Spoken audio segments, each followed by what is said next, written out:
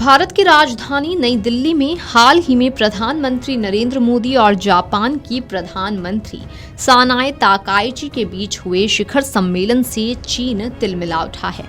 भारत और जापान के बीच हुए कई समझौतों की घोषणा के कुछ ही घंटों के भीतर चीन ने चेतावनी दी कि दोनों देशों के बीच सहयोग किसी तीसरे पक्ष को टारगेट नहीं करना चाहिए और न ही विशेष छोटे गुट बनाने चाहिए। दरअसल जापानी प्रधानमंत्री सानाए ताकाइची का 3 दिन का भारत दौरा पूरा हो गया है। विदेश मंत्रालय ने 16वें भारत जापान शिखर सम्मेलन को बहुत सफल बताया।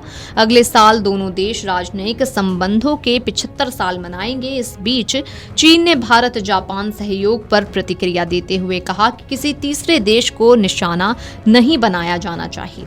वहीं विदेश मंत्रालय ने जानकारी दी कि भारत जापान 16वां शिखर सम्मेलन बेहद सफल रहा है।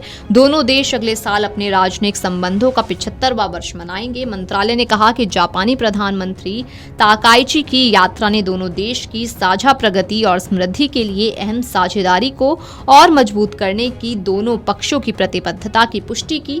भारत और जापान साझेदारी हिंद प्रशांत क्षेत्र और उससे आगे शांति, समृद्धि और स्थिरता को बढ़ावा देने का भी एक महत्वपूर्ण आधार है। इस बीच चीन ने भी भारत और जापान सहयोग पर अपनी प्रतिक्रिया दी।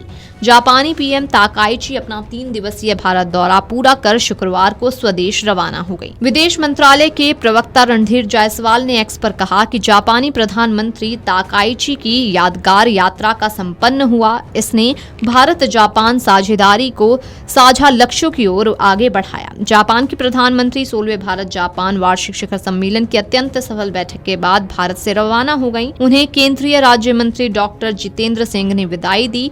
उन्होंने नई दिल्ली में विदाई समारोह की कुछ तस्वीरें भी साझा की।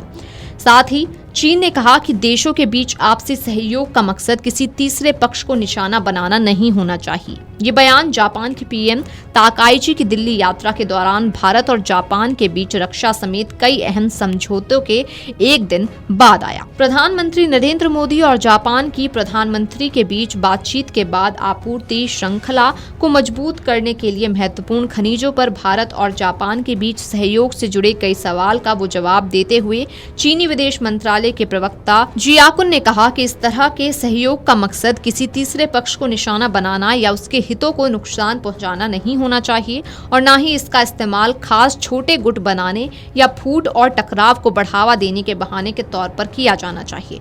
उन्होंने कहा कि ग्लोबल इंडस्ट्रियल और आपूर्ति श्रृंखला को सुरक्षित रखना सभी देशों की सामूहिक जिम्मेदारी है। सभी पक्षों को खुलेपन और सहयोग को बढ़ावा देना चाहिए और इस प्रक्रिया में रचनात्मक भूमिका निभानी चाहिए।